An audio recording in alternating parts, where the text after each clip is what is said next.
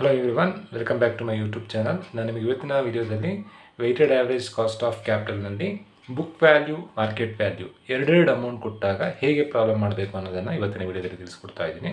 So ಇಲ್ಲೊಂದು question paper problem ಇದೆ. The following are the details regarding the capital structure of the company. ಒಂದು ಕಂಪನಿಯ capital structure ಈ ಥರ ಇದೆ. Sources of capital. ಸೊ ಅವರು ಬೇಕಾಗಿರುವಂಥ ಬಂಡವಾಳನ ಈ ರೀತಿಯಲ್ಲಿ ಪಡ್ಕೊಂಡಿದ್ದಾರೆ: debentures, preference share capital, equity share capital, retained earnings. So ಆ ಡಿಬೆಂಚರ್ನ ಬುಕ್ ವ್ಯಾಲ್ಯೂ 80,000, ಪ್ರಿಫರೆನ್ಸ್ ಶೇರ್ಸ್ನ ಬುಕ್ ವ್ಯಾಲ್ಯೂ 20,000, ಈಕ್ವಿಟಿ ಶೇರ್ಸ್ನ value 1,20,000, retained earnings 40,000. But market value 76,000, 22,000, 1,80,000, 60,000 ಇದೆ. ಸೊ ಅದಕ್ಕಾಗಿರುವಂಥ ಕಾಸ್ಟ್ 10%, 15%, 30%, 15% ಕೊಟ್ಟಿದ್ದಾರೆ.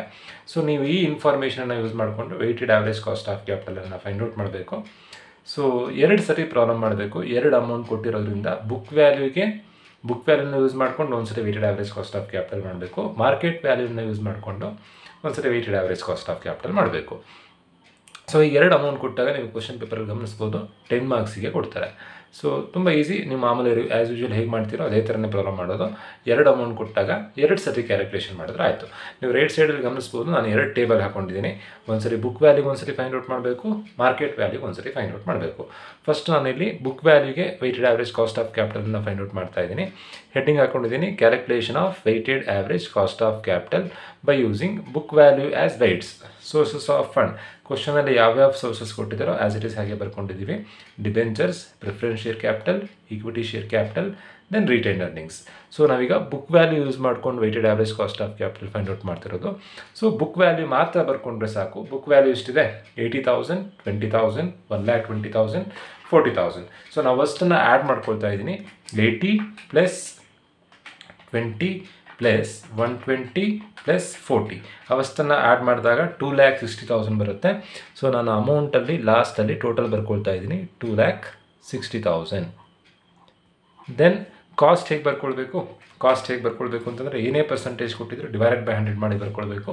10 divided by 100 0.10, 15 divided by 100 0.15, then 30 divided by 100 0.30, then 15 divided by 100 0.15. ಕಾಸ್ಟನ್ನು divided by 100 ಮಾಡಿ ಬರ್ಕೊಳ್ಬೇಕು. So cost book ವ್ಯಾಲ್ಯೂಗೂ ಸೇಮ್, ಮಾರ್ಕೆಟ್ ವ್ಯಾಲ್ಯೂಗೂ same, ಒಂದೇ ಕಾಸ್ಟ್ ಕೊಟ್ಟಿದ್ದಾರೆ. ಸೊ 0.10, 0.15, 0.30, 0.15. ದೆನ್ ಪ್ರಪೋರ್ಷನ್ ಅಥವಾ ವೆಯ್ಟನ್ನು ಹೇಗೆ ಫೈಂಡ್ ಔಟ್ ಮಾಡೋದು ಅಂತಂದರೆ 80,000 ಡಿವೈಡೆಡ್ ಬೈ 2,60,000 ಇಂಟು 100.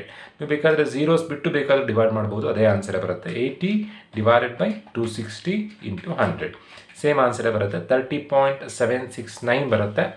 ನೀವು ಇಲ್ಲಿ ಗಮನಿಸ್ಬೋದು 30.769. ಸೊ ಇಲ್ಲಿ ಪಾಯಿಂಟ್ ಆದಮೇಲೆ ಮೂರನೇ ಡಿಜಿಟ್ಟು ಏನಾದರೂ 5 ಅಥವಾ 5ಗಿಂತ ಜಾಸ್ತಿ ನಂಬರ್ ಬಂದರೆ ಇಲ್ಲಿ ಒಂದು ಡಿಜಿಟ್ ಆ್ಯಡ್ ಮಾಡಿ ಬರೆದ್ರೆ ಆಯಿತು. 76 ಇದೆ, 77 ಬರೆದ್ರೆ ಆಯಿತು. 30.77. Next 20,000 divided by 2,60,000 into 100.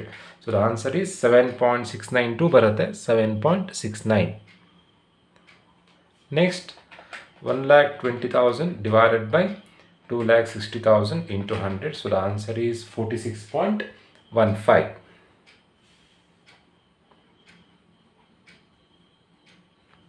Next 40,000 divided by 2,60,000 into 100. So the answer is 15.38. ನೋಡಿ, ನೆಕ್ಸ್ಟ್ ಇವಿಷ್ಟನ್ನು ಆ್ಯಡ್ ಮಾಡಬೇಕು. ಇವಿಷ್ಟನ್ನು ಆ್ಯಡ್ ಮಾಡಿದಾಗ ಆನ್ಸರ್ 100 ಅಥವಾ 99 ಪಾಯಿಂಟ್ ಸಮಥಿಂಗ್ ಬರಬೇಕು. ಅಷ್ಟು ಬರಲಿಲ್ಲ ಅಂದರೆ ತಪ್ಪಾಗಿದೆ ಅಂತ. ಸೊ ಇವಿಷ್ಟನ್ನು ಆ್ಯಡ್ ಮಾಡ್ತಾ ಇದ್ದೀನಿ. 30.77 + 7.69 + 46.15 + 15.38. ಸೊ ಇಷ್ಟನ್ನು ಆ್ಯಡ್ ಮಾಡಿದಾಗ 99.99 ಬರುತ್ತೆ, which is equal to 100.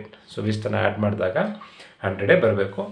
Proportion ಮಾಡಿರೋದು ಹೇಗೆ ಅಂತಂದರೆ 80 divided by 260 into 100, 20,000 divide by 2,60,000 into 100, 1 lakh ಎಲ್ಲ amount divided by total amount into 100, 80,000 divided by 2,60,000 into 100.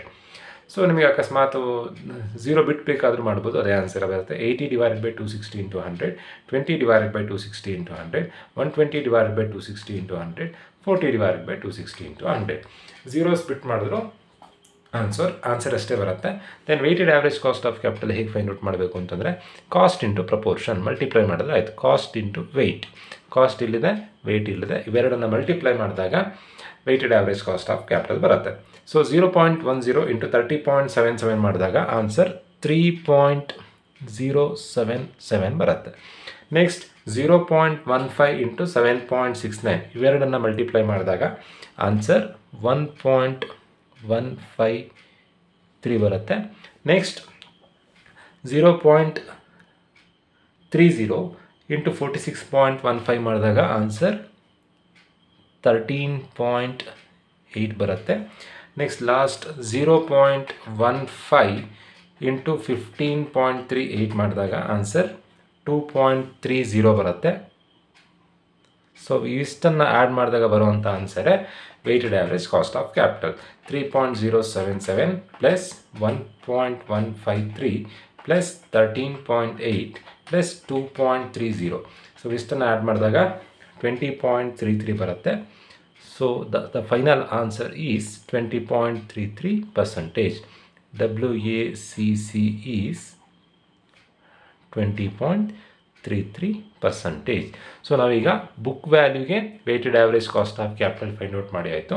ಇದೇ ಥರನೇ ಮಾರ್ಕೆಟ್ ವ್ಯಾಲ್ಯೂಗೂ weighted average cost of capital find out ಮಾಡಬೇಕು. Same procedure. ಸೊ ಇಲ್ಲಿ book ವ್ಯಾಲ್ಯೂಗೆ ಹೇಗೆ ಫೈಂಡ್ ಔಟ್ ಮಾಡಿದ್ರು ಅದೇ ಥರನೇ ಮಾರ್ಕೆಟ್ ವ್ಯಾಲ್ಯೂಗೂ ಫೈಂಡ್ ಔಟ್ ಮಾಡಬೇಕು. ಸೊ ಸೋರ್ಸಸ್ ಆಫ್ ಫಂಡ್ ಬರ್ಕೊಂಡಿದ್ದೀವಿ, ಅಲ್ಲಿ ಹೇಗಿತ್ತು ಅದೇ ಥರನೇ ಬರ್ಕೊಂಡಿದ್ದೀವಿ. ಅಮೌಂಟ್ ಬರ್ಕೊಳ್ಬೇಕಾದ್ರೆ ಸೊ ಮಾರ್ಕೆಟ್ ವ್ಯಾಲ್ಯೂ ಅಂತ ಏನು ಕೊಟ್ಟಿದ್ದಾರೋ ಆ ಅಮೌಂಟ್ ಬರ್ಕೊಳ್ಬೇಕು. 76,000, 22,000, 1,00,000, 76,000, 22,000, 1,80,000. Next 60,000,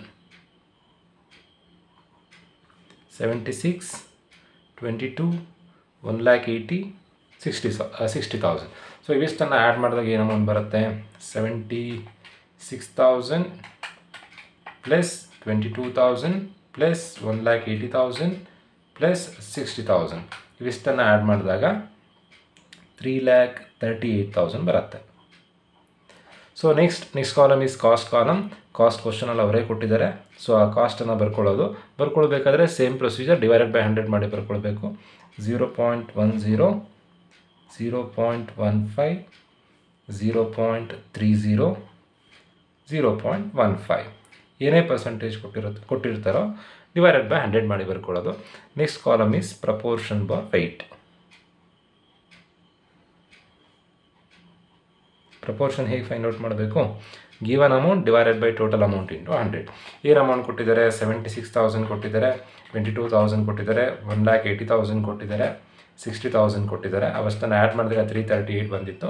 so first amount is 76,000. So 76,000 divided by 338,000 into 100 ಮಾಡಿದಾಗ ಆನ್ಸರ್ 22.485 ಬರುತ್ತೆ.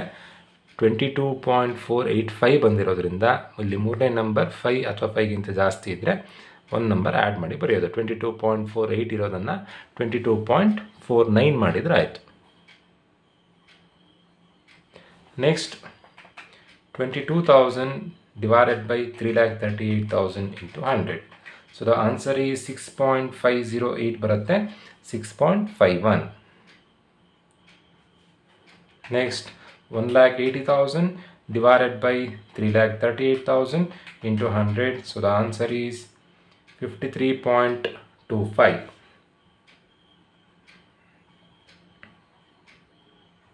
Next 60,000 divided by 3,38,000 into 100. So the answer is 17.75. ಇಷ್ಟನ್ನು ಆ್ಯಡ್ ಮಾಡಿದಾಗ 100 ಬರಬೇಕು. 17.75 ಪ್ಲಸ್ 53.25 ಪ್ಲಸ್ 6.51 ಪ್ಲಸ್ 22.49 ಇವಿಷ್ಟನ್ನು ಆ್ಯಡ್ ಮಾಡಿದಾಗ ಎಕ್ಸಾಕ್ಟ್ 100 ಬರುತ್ತೆ. So the last column is weighted average cost of capital. Weighted average cost of capital ಹೇಗೆ find out ಮಾಡಬೇಕು? Cost ಮತ್ತು ವೆಯ್ಟನ್ನು ಮಲ್ಟಿಪ್ಲೈ ಮಾಡಿದ್ರೆ ಆಯಿತು. ಸಿ ಇಂಟು ಡಬ್ಲ್ಯೂ, ಕಾಸ್ಟ್ ಮತ್ತು ವೆಯ್ಟನ್ನು ಮಲ್ಟಿಪ್ಲೈ ಮಾಡಿ ಬರೀಬೇಕು.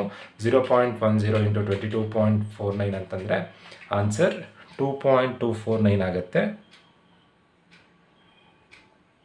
ನೆಕ್ಸ್ಟ್ 0.976 ಆನ್ಸರ್ ಬರುತ್ತೆ.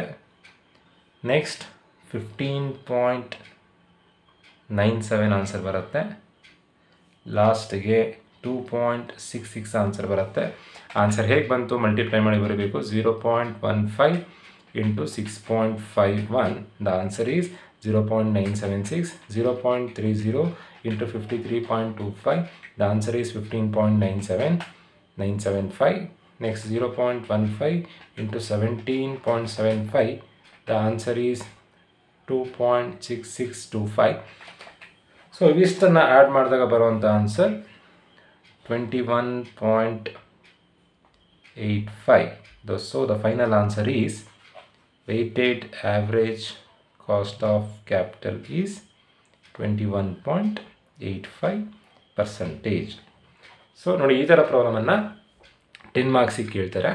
ಬುಕ್ ವ್ಯಾಲ್ಯೂನು ಕೊಟ್ಟಿರ್ತಾರೆ, ಮಾರ್ಕೆಟ್ ವ್ಯಾಲ್ಯೂನು ಕೊಟ್ಟಿರ್ತಾರೆ. ಬುಕ್ ವ್ಯಾಲ್ಯೂಗೆ ಒಂದು ಸರಿ ಸೊಲ್ಯೂಷನ್ ಮಾಡಬೇಕು, ಮಾರ್ಕೆಟ್ ವ್ಯಾಲ್ಯೂಗೆ ಒಂಥರ ಸೊಲ್ಯೂಷನ್ ಮಾಡಬೇಕು.